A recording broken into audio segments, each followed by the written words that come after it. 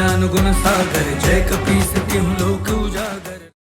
एक दिन पुंजिक स्थला को मिट्टी के एक ढेर में वानर की आकृति दी, जिसे उसने खेल खेल में मिटा दिया। इस पर उसमें बैठे एक ऋषि की तपस्या भंग हो गई और उन्होंने वानरी होने का श्राप दे दिया। उन्होंने पुंजिक स्थला से कहा कि शीघ्र ही वो शिव के अंश को धारण करने वाली है। फिर मैंने रानियों को एक संगीत प्रतियोगिता के बारे में बताया, जिसमें हनुमान ने अपने राम नाम के संगीत से देवर्षि नारद को पराजित कर उनका गर्व तो भंग किया ही, साथ ही अन्य देवताओं को भी प्रसन्न कर दिया। राम भक्त हनुमान का संगीत तो हिम जैसे जड़ पदार्थ को भी विचलित कर देता है।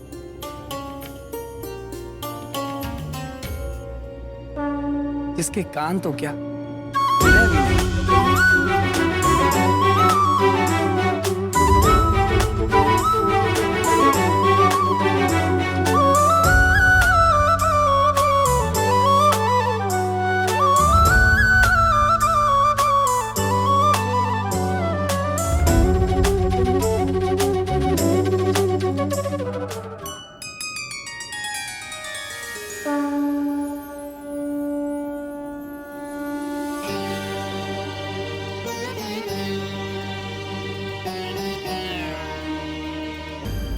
तो क्या हनुमान ने नारद जी का भी गर्व भंग कर डाला? हमारे स्वामी के समान हनुमान जी भी 64 कलाओं के ज्ञाता है। कैसे ना हो, हनुमान जी की माँ अप्सरा पुंजिक स्थला पे तो उच्च कोटि की कलाकार थी। हाँ प्राणवल्लभ, पुंजिक स्थला का क्या हुआ? ऋषि के श्राप के प्रभाव से पुंजिक स्थला का स्वर्ग से पतन हो गया और उसने धरती पर वानर राज कुंजर की पुत्री अंजना के रूप में जन्म लिया। वानर राज कुंजर के घर में अंजना का यथारीति लालन पालन होने लगा। पूर्व जन्मों के संस्कार से अंजना की भी भगवान शंकर में अनन्य श्रद्धा थी। समय बीतता गया, यौवन के पग धरते ही अंजना का सौंदर्य खिल उठा, किंतु अन्य युवतियों से विपरीत अंजना आभूषण और अलंकार के साथ साथ शस्त्र विद्या में भी रुचि लेने लगी। वानरराज कुंजर ने उसे रोका नहीं, वरन उत्साह वर्धन ही किया।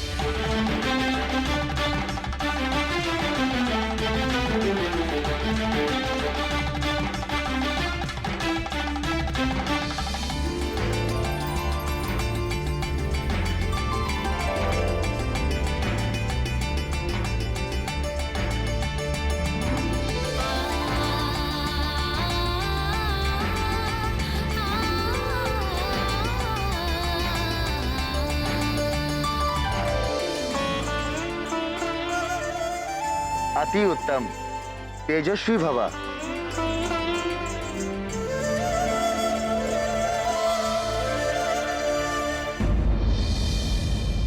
बहुत सोच समझकर पुंजिक स्थला को हनुमान की जननी के लिए चुना गया था, पर अभी भी वो भगवान भोले शंकर के अंश का भार वहन करने में समर्थ नहीं थी। अनेक परीक्षाओं को पार कर अंजना को उस योग्य बनना था। इसी उद्देश्य से उसके जीवन में विचित्र घटनाएं घटने लगी। और एक बार अंजना अपनी सखियों के साथ निकट के वन में आनंद विहार के लिए निकली।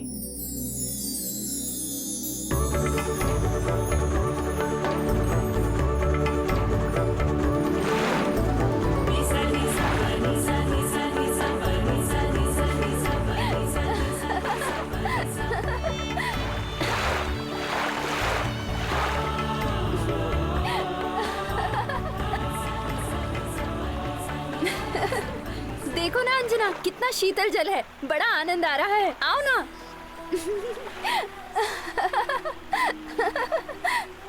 आओ ना, आओ ना अंजना।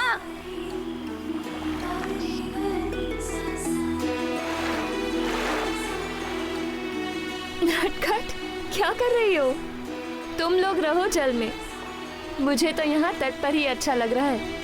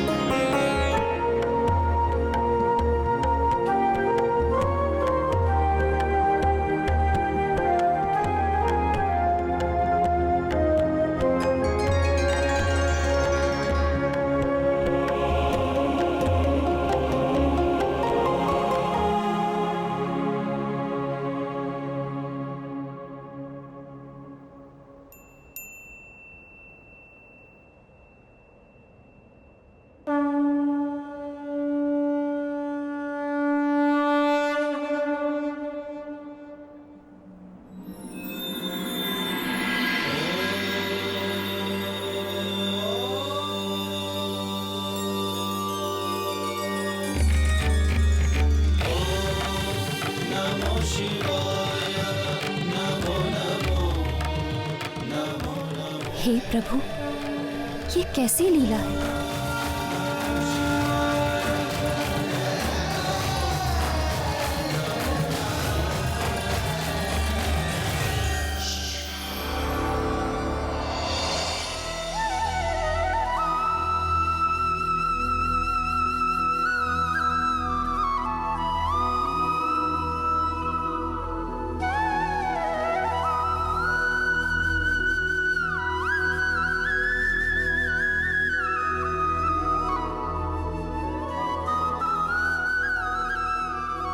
हमें सता रहे हैं मुरलीधर।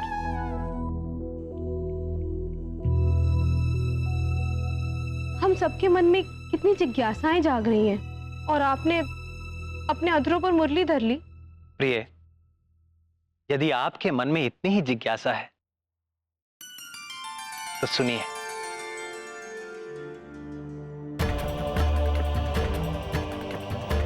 महादेव का अंश जन्म से पूर्व ही अंजना का मार्गदर्शन करने लगा था।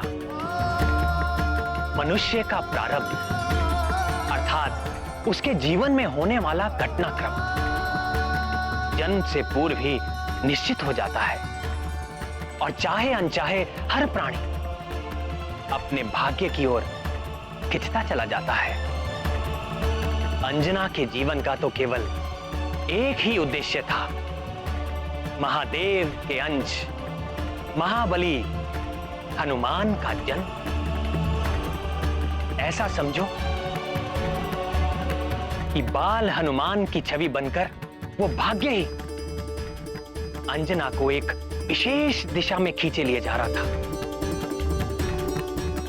तो फिर उस वन में और क्या हुआ प्रभु?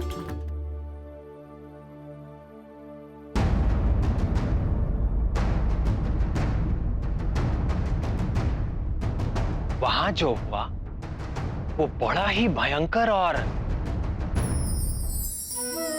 रोमांचकारी था।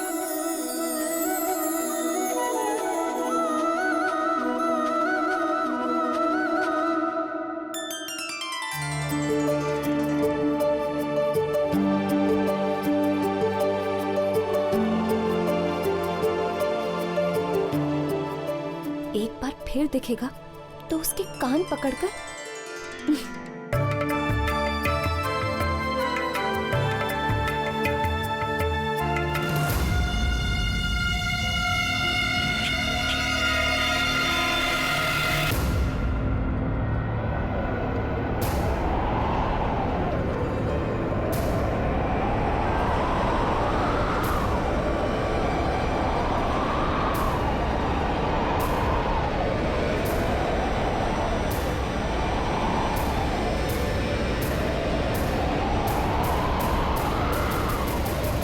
हे भूतपति भगवान रुद्र, हे माता रुद्राणी, मेरी रक्षा कीजिए।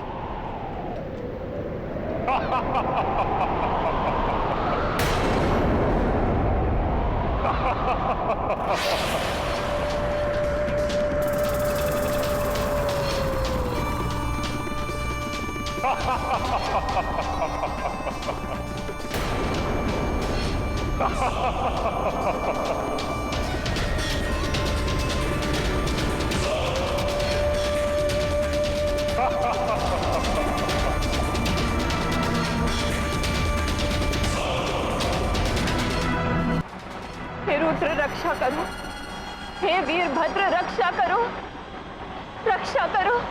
दम साधन से तुम्हारी रक्षा तो केवल दम साधन ही कर सकता है सुंदरी। डरो मत, मेरी ओर मुझसे विवाह करोगी फिर तुम्हें इस संसार में कभी किसी से कोई भय नहीं रहे, क्योंकि तीनों लोक में मुझसे ज्यादा बलशाली और मुझसे ज्यादा वीर कोई। आओ आओ मेरी पत्नी बन जाओ।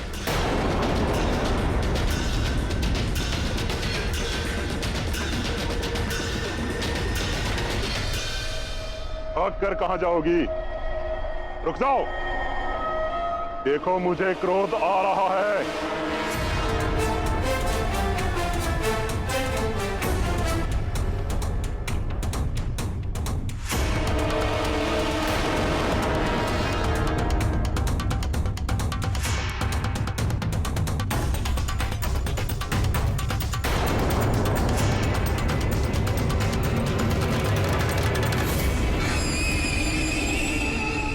अब बचकर कहां जाएगी?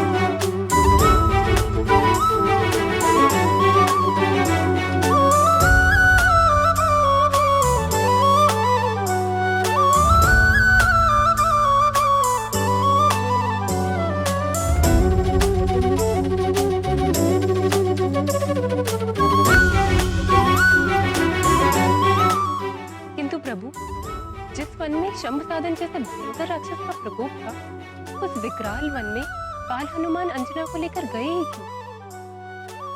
हाँ नाथ, और फिर स्वयं ही माता की रक्षा भी की। इस जगत में कुछ भी अकारण नहीं होता,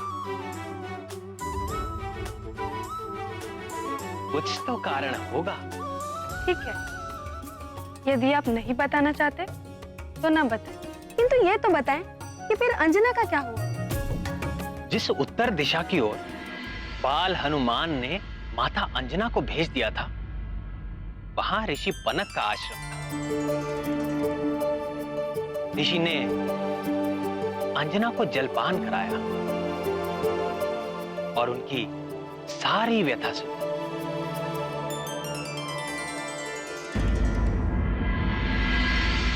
शंभ साधन के उत्पात से यहाँ सभी प्राणी पीड़ित है। उसका वध करने के लिए कई योद्धाओं ने प्रयास किए, किंतु ये राक्षस बड़ा ही बलवान है। सब के सब उस नरभक्षी का आहार बन गए। अब केवल एक ही आशा शेष है, तुम्हारे उस रहस्यमय रक्षक बाल वानर के समान ही यह वीर योद्धा भी वानर जाति का है, वानर राज केसरी। अब उसकी सफलता ही हमारी सुरक्षा है।